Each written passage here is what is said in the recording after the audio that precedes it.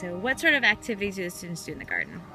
So aside from watering, planting, propagating, some of the typical stuff you'd expect in the garden, we also like to have the students participate in cooking activities, in different science lessons, and all kinds of hands-on things that they might find different than what's happening inside their classrooms.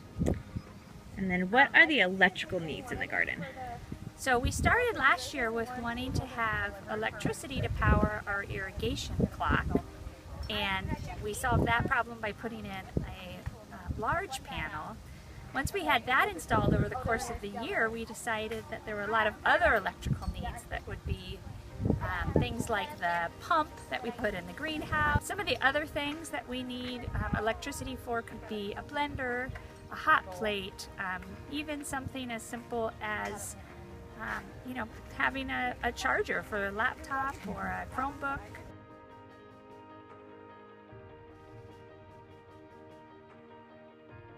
We're translating her wishes into what we could do with the solar panels. For example, she wanted to run the irrigation systems and other systems to just help water the garden and help the plants live. And we wanted to convert those into ideas for the solar panels, but it was kind of hard to know which solar panels to go with what systems. And we ended up going with a Goal Zero battery and 2 different solar panels, one to run the irrigation and then one other separate system to run the rest of the activities that she wanted to have at this garden.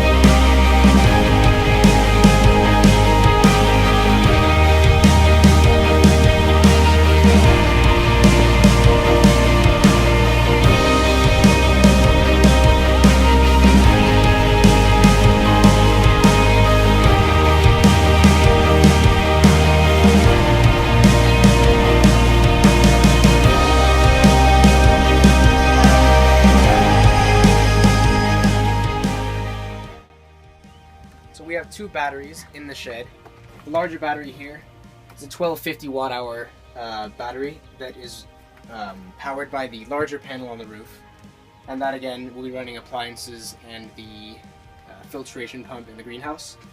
This smaller battery right here is wired to the 50 watt panel that we recently put on the roof. And again, that is the isolated irrigation control right there. So that'll be running year round during the summer with no power drain from blenders or hot plates or whatever else it may be.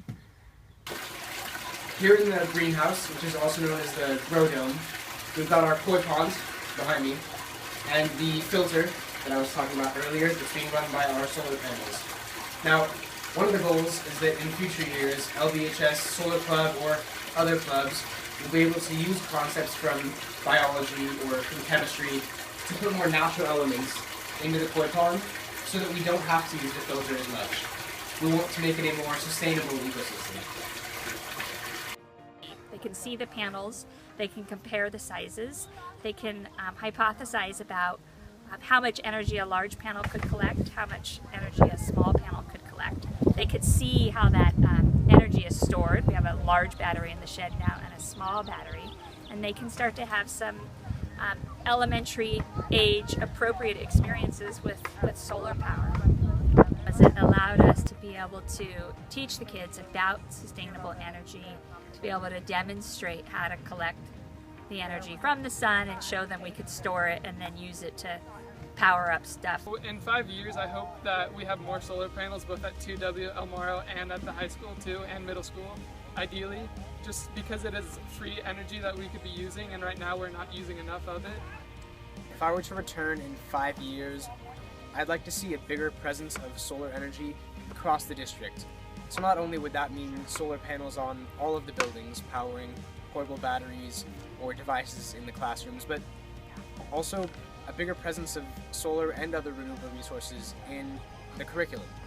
I think that renewable energy is a big topic. It's going to be a massive field in the future.